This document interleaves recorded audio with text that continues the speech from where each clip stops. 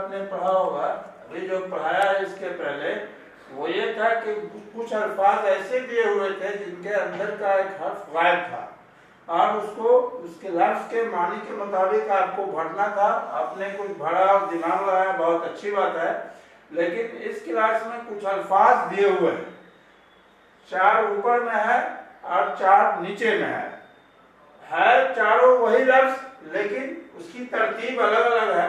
آپ کو اوپر والے کو پڑھ کے پھر اس کو تلاش کرنا ہے کہ نیچے کون لفظ اسی طرح کا ہے۔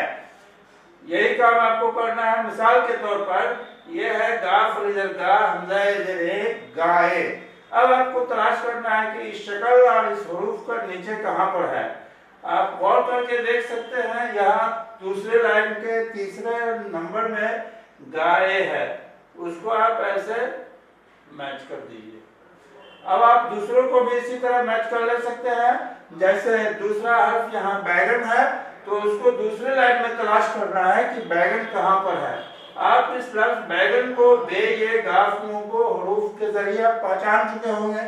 اب صرف سمجھنا یہ ہے کہ اسی شکل کا انہی حروف کا مجموعہ نیچے کہاں پر ہے۔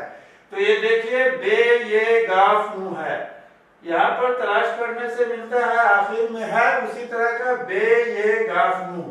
کیا دونوں ایک دوسرے سے ملتا ہے نا؟ یس، ٹھیک ہے۔ اب اس کو اس طرح سے ملا دیں گے۔ تیسرا حرف ہے، آپ پہچاننا ہے، یہ کاف الف نو کو ملا کے کان بنایا گیا ہے۔ کان کو آپ سمجھ سکتے ہیں کان کہاں پر ہوتا ہے۔ پھر اس کو کان کو نیچے دیکھیے تو ہم کو اسی شکل کا لفظ دوسرے لائن کے پہلے حروف میں ملتا ہے، یہاں پر اسی طرح کان ہے۔ اب اس کو آپ اس سے اس کان سے ملا دیجئے۔ آخر لفظ جو ہے وہ پیر ہے، پے یہ رے۔ ظاہر ہے کہ 3 چیز کو آپ ملا چکے ہیں، تو چوتھا کو کامن سینس کی بات ہے، آپ آسانی سے دماغ لگانے سے ملا سکتے ہیں کہ جو بچا ہوا ہے وہی دراصل اس سے ملتا ہے۔ جیسے پیر یہاں ہے تو اس کو یہاں پیر میں ملا دیں گے۔ اب آپ نے چاروں کو ملا لیا ہے، اس کا فائدہ کیا ہوگا کہ پہچان کی قوت آپ میں بڑھے گی۔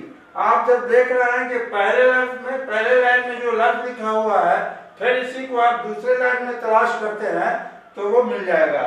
اس سے 2 فائدہ ہوگا، ایک تو کہ حروف کو پہچان آئے گی، دوسرے یہ کہ کون حرف کس حرف سے کیسے ملتا ہے، اس بات کی بھی پہچان آپ کو ہو جائے گی۔ اس کے لیے آپ پریکٹس کے طور پر یہ کر سکتے ہیں کہ گھر میں جتنے اسباب ہیں آپ کے گھر میں، جو سامان، اس کو اپنی طور پر اس سامان کو سامنے رکھ کے یا اس تصویر کے سامنے اس کا نام آپ لکھ سکتے ہیں۔ غلطی ہوگی لیکن اس کا اصلاح بھی ہو جائے گا۔ اس طرح آپ کے الفاظ کے ذخیرے میں دھیرے دھیرے اضافہ بھی ہوتا چلا جائے گا۔